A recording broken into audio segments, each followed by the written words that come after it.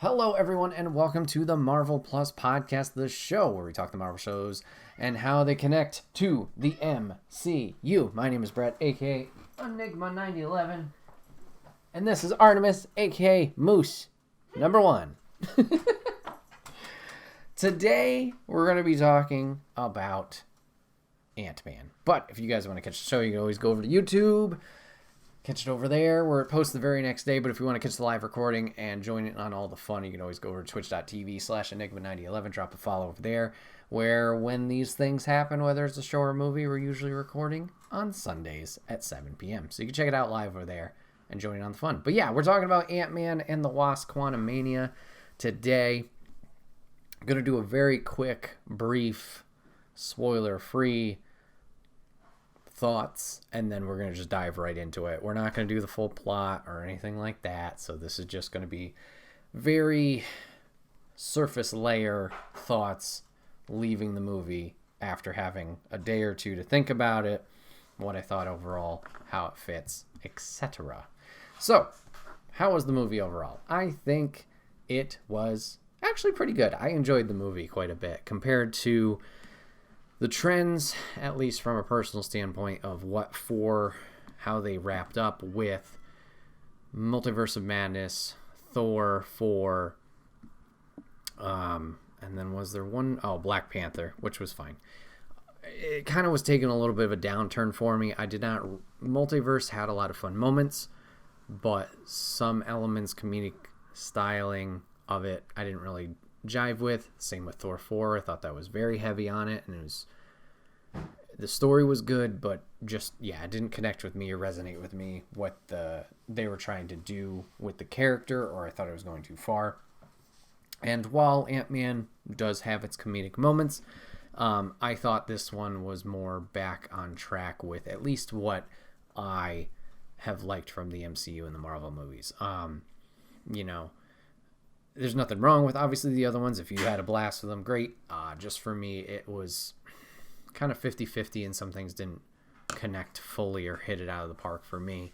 While this one wasn't amazing, I thought this one was better in comparison. This one is obviously the start of Phase 5, so we get a whole new phase we're starting here. And it seems like we are setting up Kang to be the villain, obviously, in the Thanos role of this bigger, overlooming threat that we will build up to and eventually have to fight later on at the end of Phase 6. We've had teases of Kang with Loki in Season 1, as we learned about his variant, I guess you could call it, kind of controlling the TVA, the time stuff, and then now with that version being gone, we have this web of possibilities with the multiverse not being in control or put in check, that we are now dealing with other Kangs, and this is the new one of Kang the Conqueror down in the quantum realm. So overall, I thought the movie was good. The new characters that we got introduced to with Kang, along with some others that we'll talk about later, Kang was definitely a strong point. The other new characters that we got introduced to, I think, were a little bit on the weaker side, and we'll get into spoiler discussion about them in a minute. And I guess just the last thing is, I think Cassie now being in this younger trainee role, as we've kind of seen with Phase 4 with like Kate Bishop and Hawkeye, along with, I guess you could kind of count Thor in there with the adopted daughter, and then America Chavez and Multiverse of Madness. I feel like I'm missing out on somebody. But we kind of have this younger generation, almost young Avengers like, that we're starting to build up. She was good. Obviously, she has a lot to learn and progress, but her character in this was solid overall, I would say. So, there's my spoiler-free thoughts. Good. I recommend it. I think it's a step in the right direction. I know it's getting a lot of hate right now on the internet, it seems, of like, oh, this was abysmal or whatever. I don't see why people are saying that, but then again, it's the internet, so who knows? I can see elements of it that are definitely questionable, to put it kindly. But overall, the arcing story and what they told, I think, was good. So there's my thoughts there. Let's go into spoilers. So now is your time to leave. If you haven't watched the movie, obviously come back afterwards and see how our opinions differ. So, spoilers. So let's see where we want to start off with. Okay, so we talked about side characters, or at least we alluded to them. So in this film, we had all of the, I guess you could say, natives in the quantum realm, wide variety of looks, shapes, sizes, all that jazz. We had them introduced. I do not think they're going to go anywhere from here. And along with some of these other more recognizable names or bigger roles, I feel like those will also be the same, or it's just going to be kind of left in this film. So we had 3, I would say, big characters that they introduced in this film. So we talked about Kang, and we'll go fully, well, not fully, we'll go in more depth with him later. So you had Kang the Conqueror. You had Bill Murray's character, which I'm going to be honest, I don't know what his name was, what his deal was. He did not seem important at all. I will admit I went to the restroom during this point, so I missed all of his plot. Seemed like he was friends with Janet, that's her name. Friends with Janet, and then he turned against the forces of good because Kang got to him. He was not important at all. He was just a setup for them to get captured, so whatever. And then we had MODOK, the mechanical organism only designed for killing. Okay, let's start off with the nice stuff. Very cool, in my opinion, that they put MODOK in this. Just another fun, deep comic lore thing, haha, we get MODOK in here. Cool to see him in here. I think this is the perfect place to throw a character like him because he is a very weird looking individual, and he has always been a very weird individual. So having him in the quantum realm where all these characters are very abstract, once again, different sizes, shapes, body types, all that stuff, totally fits in the world, doesn't need to fit to certain norms, I guess you could say, or what you expect out of a humanoid villain. So that was great. I think the armor set looked great, and I liked how he was present through the entirety of the film. I also appreciate how they tied his character in to the Ant-Man franchise. So when he was introduced, it was revealed that it was Yellow Jacket.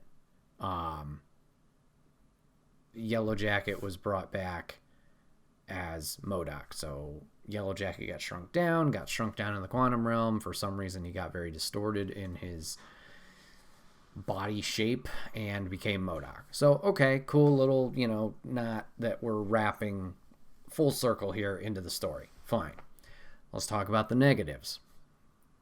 Okay, so his body armor, great. Like I said, MODOK has always been a big weirdo in a character design of it's a big floating head with tiny arms, tiny legs. I don't recall the full comic lore, if he was really brainy or if some kind of experimentation was done on him and that was why he had a big head.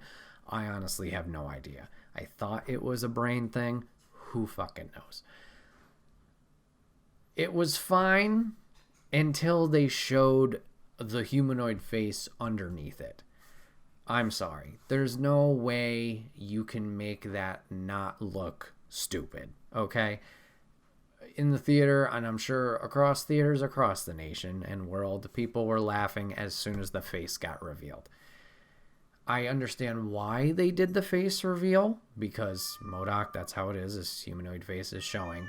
And you had to get the realization of, oh, it's Yellow Jacket. I get that. I understand. But it looks stupid beyond belief. I think it would have been a better choice of a tone if they just kept the faceplate armor on him.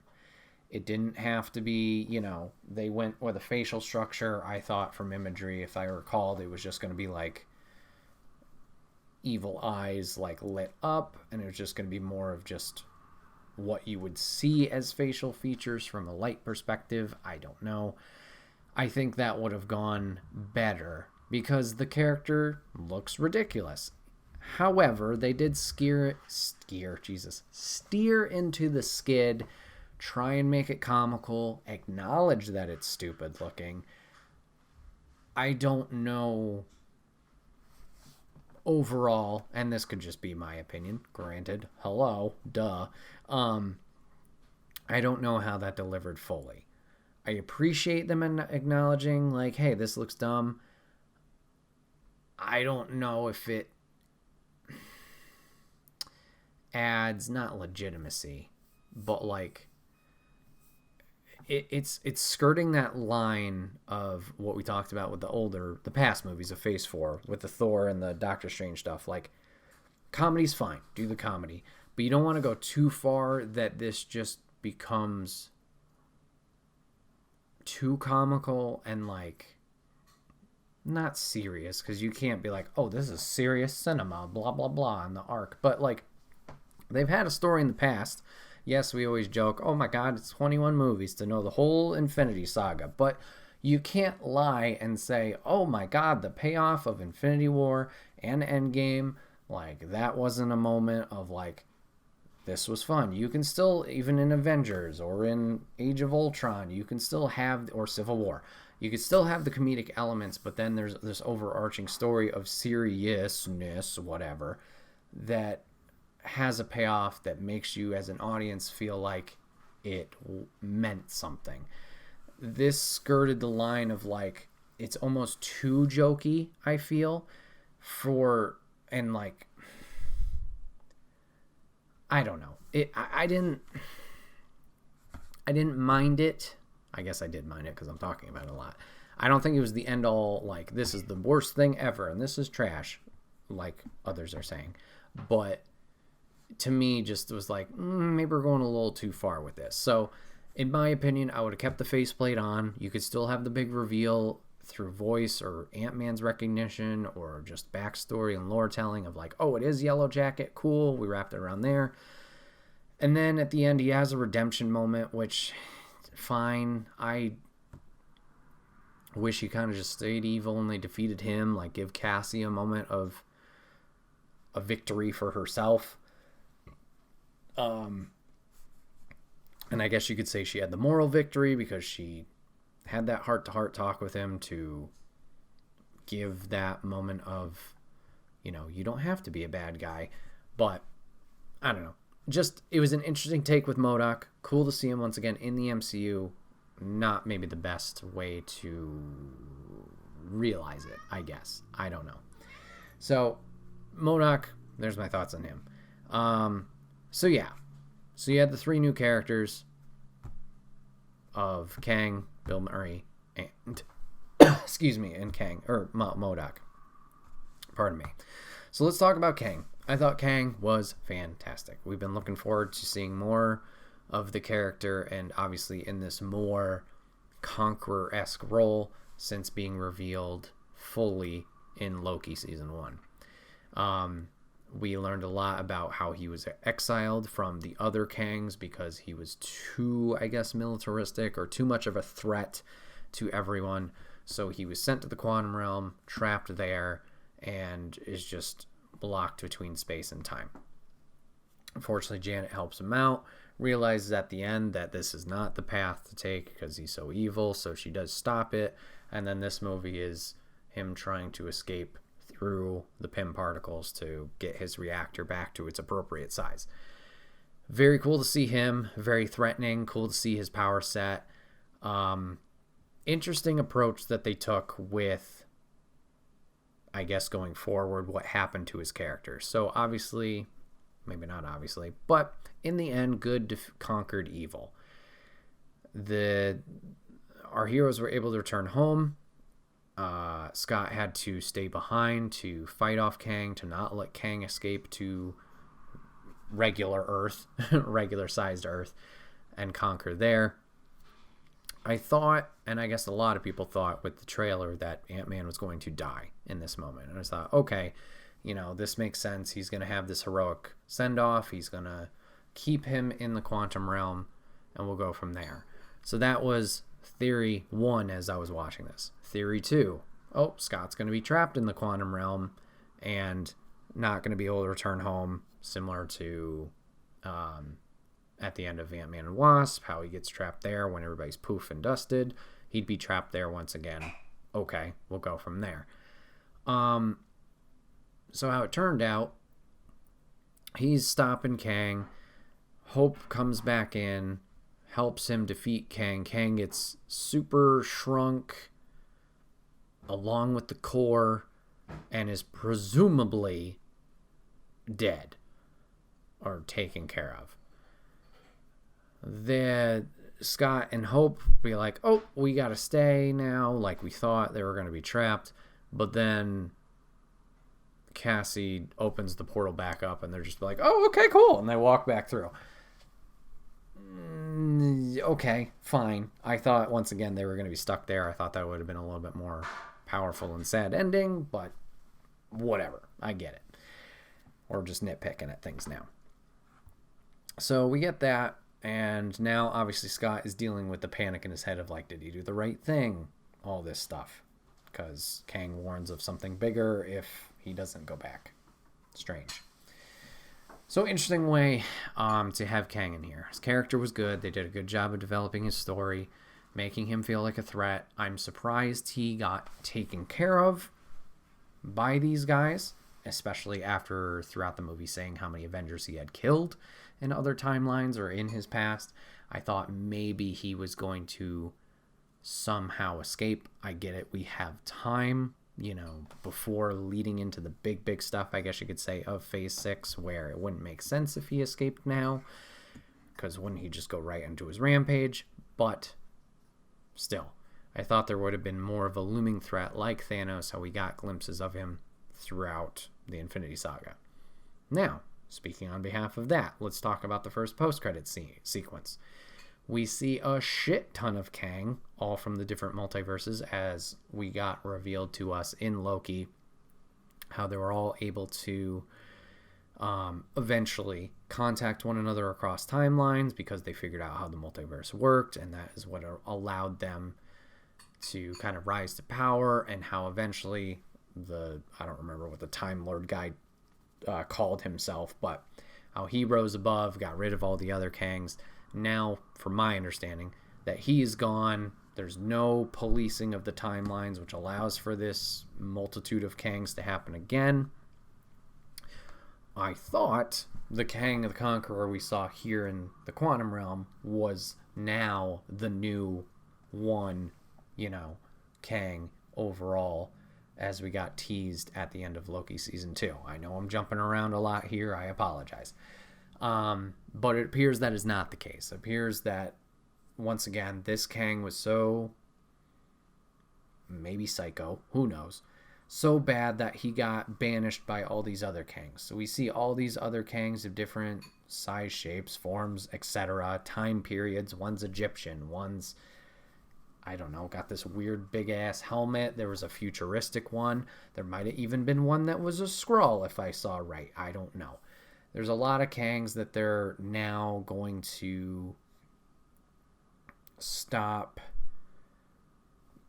the Avengers, the other timelines, from stopping them. They want to still be in control, conquer, live forever, whatever the ultimate goal is. So now they are going to strike back and prevent more loss of themselves.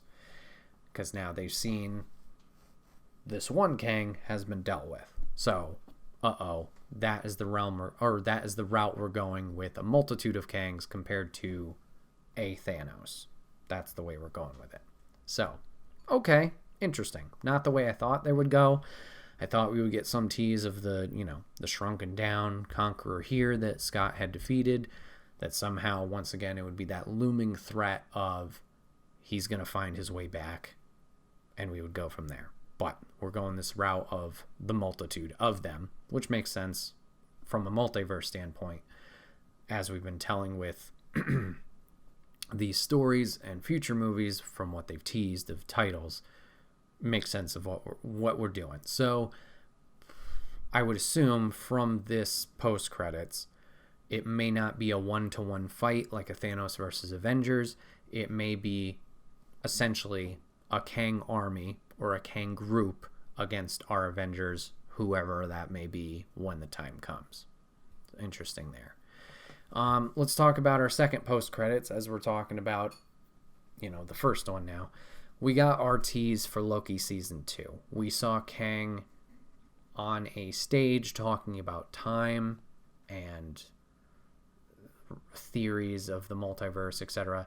And we see Loki and Mobius in the crowd observing this as Loki is trying to tell Mobius this is the guy we need to stop. So it's essentially seems like in Season 2 they're going to try and go back to the start essentially of Kang and try and take care of him in that point at that time to try and prevent all the later stuff. Now, granted, it's also a multiverse thing once again with all these different timelines, I assume, going at the same time. Maybe they're just trying to get this this Kang to try and learn from him, to maybe jump multiverses themselves, maybe figure out what his intentions are, maybe try and figure out weaknesses of the other ones. Honestly, no idea. We'll have to see how that show pans out and where things will go from there. Very, I guess, confusing, but we'll have to see. And then I guess just the last thing, it's a small thing, but we were wondering, the internet, was wondering how Janet aged 30 years in the quantum realm and Scott for 5 years didn't age when he was trapped. They kind of explain this with the ants. So when they initially get sucked into the vortex to go down to the quantum realm, some ants also get dragged down, which I was not surprised that the ants came into play later. They get sucked down. The humans go one direction, I guess. The ants go another way.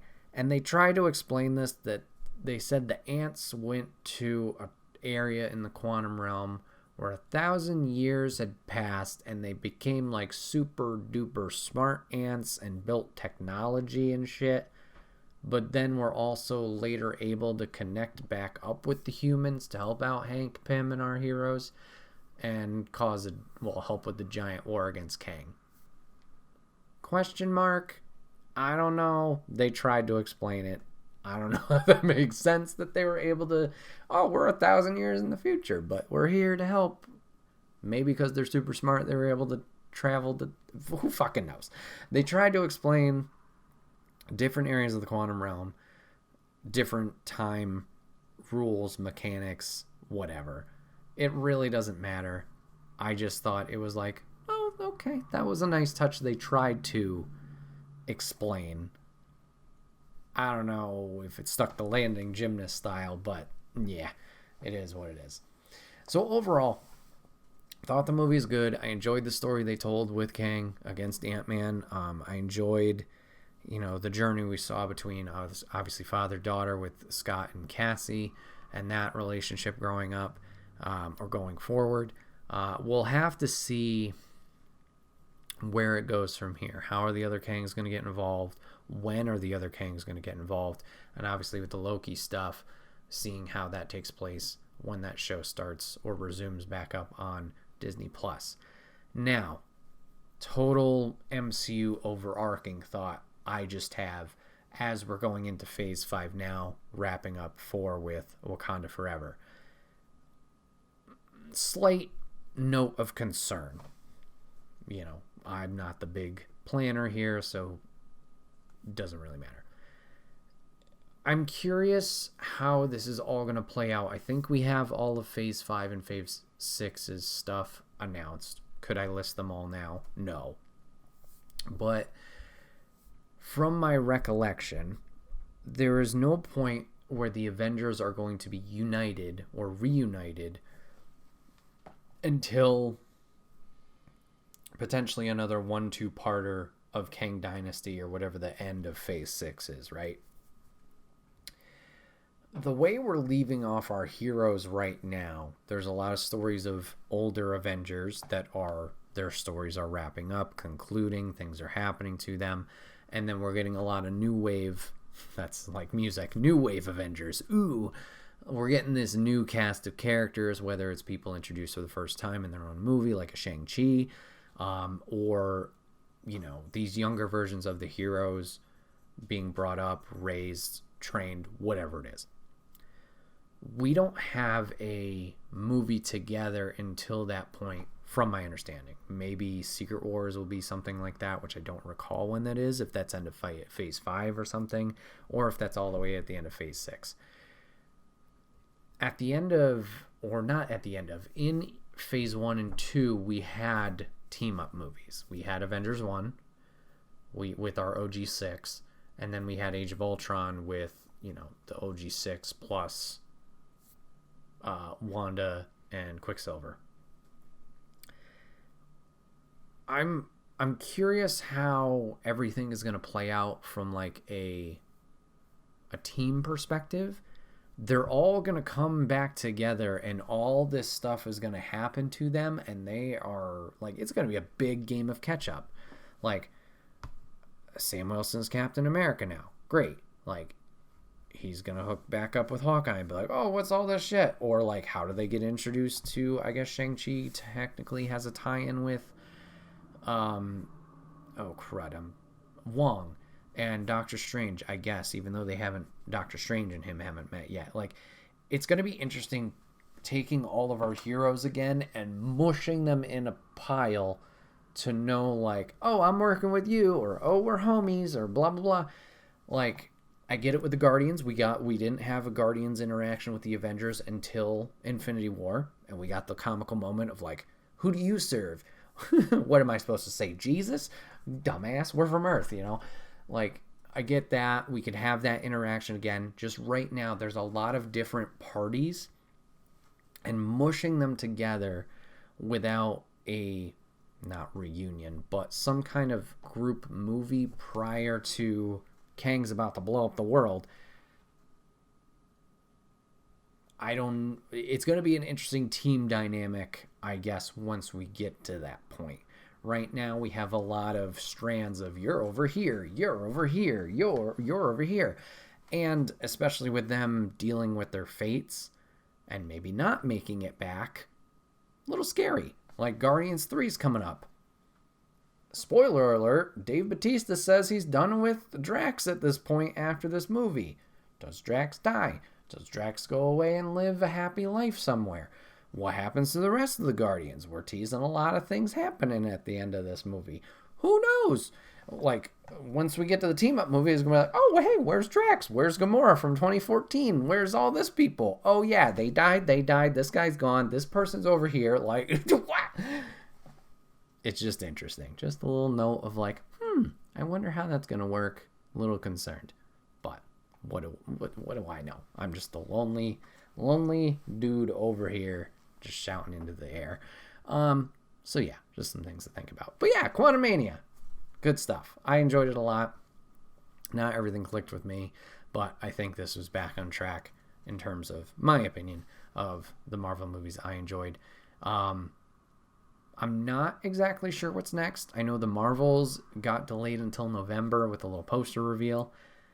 I thought there was a movie in July, unless that was Marvel's getting delayed.